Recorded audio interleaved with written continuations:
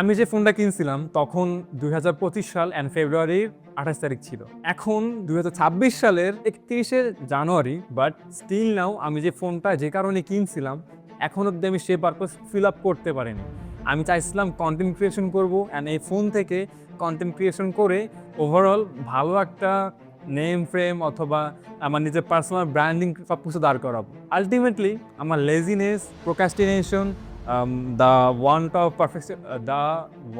Of perfectionism, হ্যাঁ দেখছেন কথাটা বলতে আটকা যাচ্ছি, দ্য ওয়ান্ট অফ পারফেকশনিজমের কারণেও আমি মানে নিজের যে পোটেনশিয়ালটা সেটাকে আমি একদমই সারপ্রাইজ করে ফেলছি।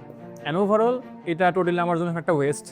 এখানে আসলে কিছু করার নেই, কারণ এইটা আমি যে পারপাসে কিনছি সেটা আমি ফিল আপ করতে পারতেছি না, দেন এটা আমার টোটালি একটা loss project. It doesn't serve anything to me. আমি যে পারপাসে কিনছি সেটা যদি আমি ফিল আপ করতে পারতাম তাহলে অবশ্যই এটা আমার কাছে অনেক ভ্যালুয়েবল হইতো, এবার আমি ফেলাই দিতাম না।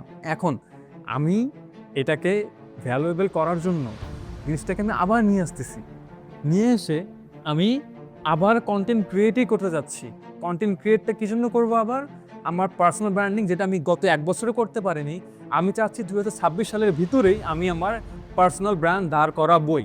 And it's my challenge to my self.